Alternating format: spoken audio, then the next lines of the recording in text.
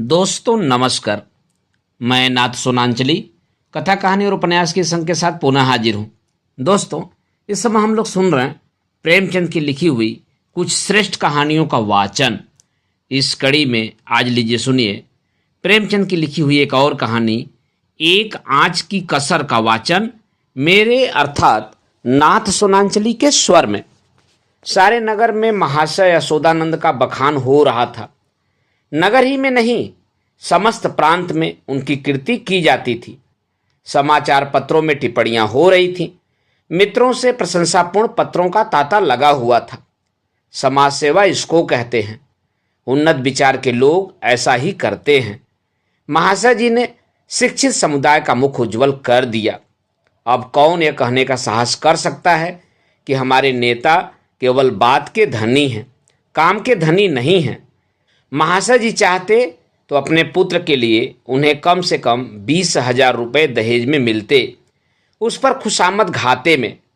मगर लाला साहब ने सिद्धांत के सामने धन की रत्ती बराबर परवाह न की और अपने पुत्र का विवाह बिना एक पाई दहेज लिए स्वीकार किया। वाह वाह, हिम्मत हो तो ऐसा हो, सिद्धांत प्रेम हो तो ऐसा, आदर्श पालन हो तो ऐसा हो। वाह रे सच्चे वीर, अपनी माता के सच्चे सपूत, तूने वह कर दिखाया जो कभी किसी ने नहीं किया था। हम बड़े गर्व से तेरे सामने मस्तक नवाते हैं। महाशय यशोदानंद के 2 पुत्र थे। बड़ा लड़का पढ़ लिख कर फाजिल हो चुका था। उसी का विवाह तय हो रहा था। बिना कुछ दहेज लिए आज का तिलक था। शाहजहांपुर स्वामी दयाल तिलक लेकर आने वाले थे। शहर के गणमान्य सज्जनों को निमंत्रण दे दिए गए थे। वे लोग जमा हो गए थे। महफिल सजी हुई थी। एक प्रवीण सितारिया अपना कौशल दिखाकर लोगों को मुग्ध कर रहा था। दावत का सामान भी तैयार था। मित्रगण यशोदानंद को बधाइयां दे रहे थे। एक महाशय बोले, तुमने तो कमाल कर दिया। दूसरा, कमाल यह कहिए कि झंडे गाड़ दिए। अब तक जिसे देखा मंच पर केवल व्याख्यान झाड़ते ही देखा। जब काम करने का अवसर आता था तो लोग दुम दबा लेते थे। तीसरा, कैसे कैसे बहाने गढ़े जाते हैं। साहब, हमें तो दहेज से सख्त नफरत है। यह मेरे सिद्धांत के विरुद्ध है, पर क्या करूं। बच्चे की अम्मी जान नहीं मानती। कोई अपने बाप पर फेंकता है, कोई और किसी खर्राट पर। चौथा, यजी कितने तो ऐसे बेहया हैं कि जो साफ साफ कह देते हैं कि हमने लड़के को शिक्षा दीक्षा में जितना खर्च किया है वह हमें मिलना चाहिए, मानो उन्होंने यह रुपए किसी बैंक में जमा किए थे। पांचवा, खूब समझ रहा हूं आप लोग मुझ पर छींटे उड़ा रहे हैं। इसमें लड़के वालों का ही सारा दोष है या लड़की वालों का भी कुछ दोष है। पहला, लड़की वाले का क्या दोष है सिवाय इससे कि वह लड़की का बाप है।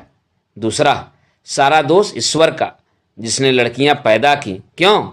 पांचवा, मैं ये नहीं कहता न सारा दोष लड़की वालों का है न सारा दोष लड़के वालों का।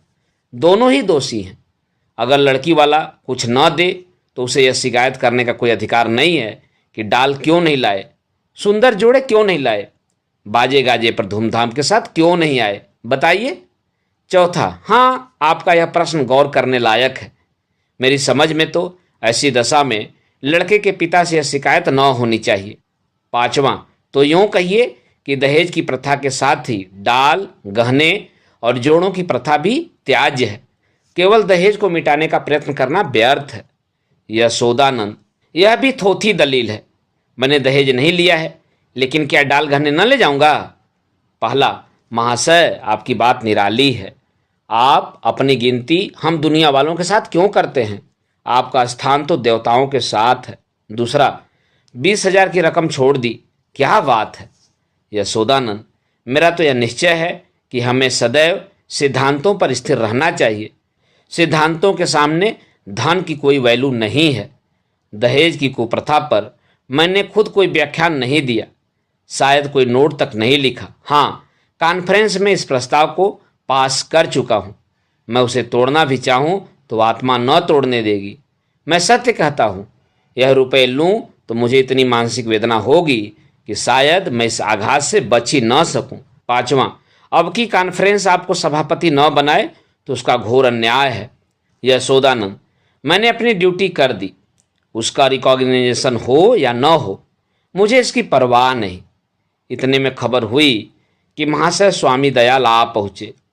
लोग उनका अभिवादन करने को तैयार हुए। उन्हें मसनद पर ला बिठाया और तिलक का संस्कार आरंभ हो गया।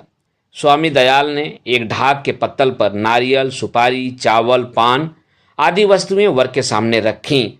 ब्राह्मणों ने मंत्र पढ़े, हवन हुआ और वर के माथे पर तिलक लगा दिया गया। तुरंत घर की स्त्रियों ने मंगलाचरण गाना शुरू कर दिया।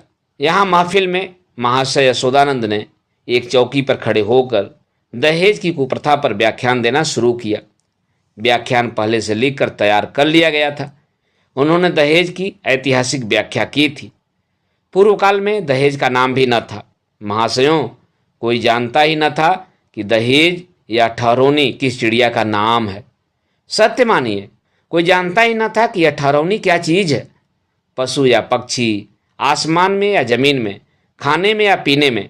बादशाही जमाने में इस प्रथा की बुनियाद पड़ी।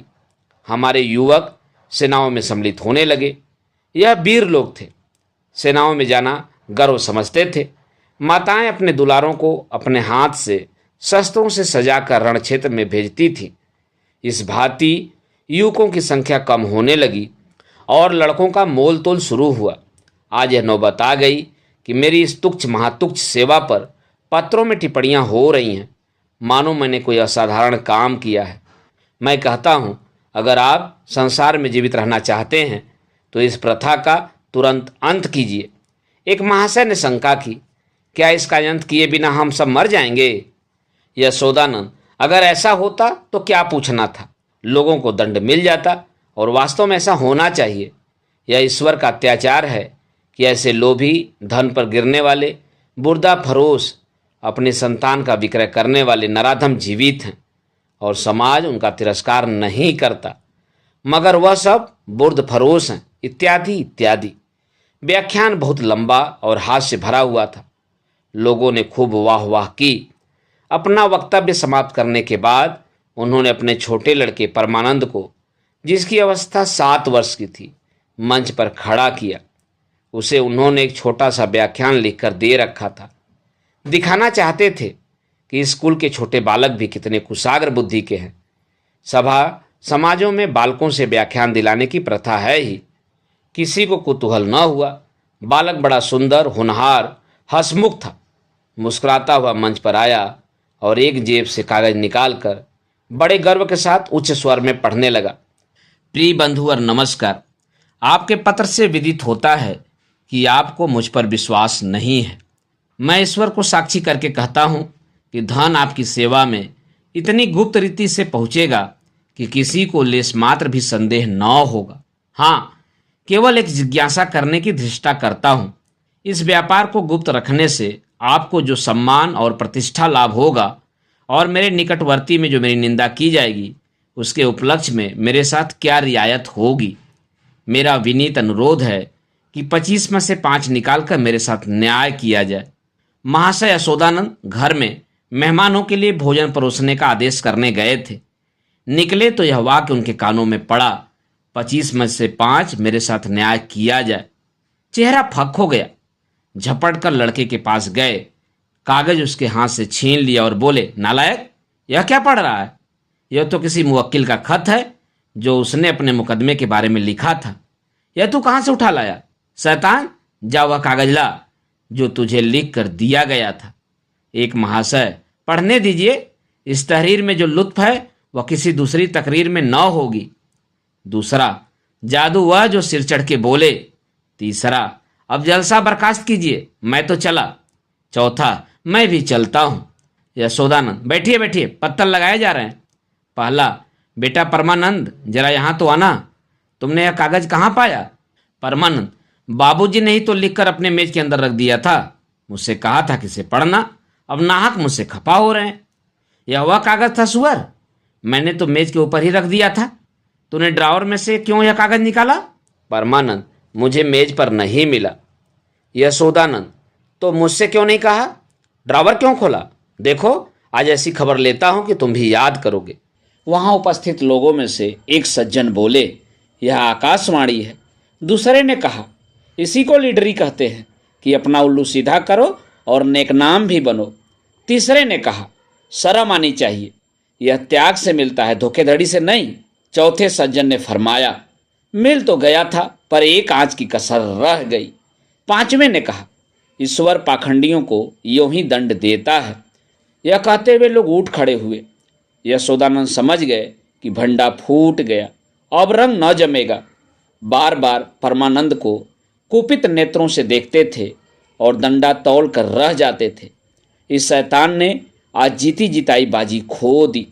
मुंह में कालिख लग गया, सिर नीचा हो गया, गोली मार देने का काम किया है। उधर रास्ते में मित्र वर्ग यूं टिप्पणियां करते जा रहे थे। एक ने कहा, ईश्वर ने मुंह में ऐसी कालिमा लगाई है कि हयादार होगा तो अब सूरत न दिखाएगा। दूसरा बोला, ऐसे ऐसे धनी मानी विद्वान लोग ऐसे पतित हो सकते हैं, मुझे यही आश्चर्य है। लेना है तो खुले खजाने लो, कौन तुम्हारा हाथ पकड़ता है? यह क्या कि माल चुपके चुपके उड़ाओ और यश भी कमाओ। तीसरा बोला, मक्कार का मुंह काला।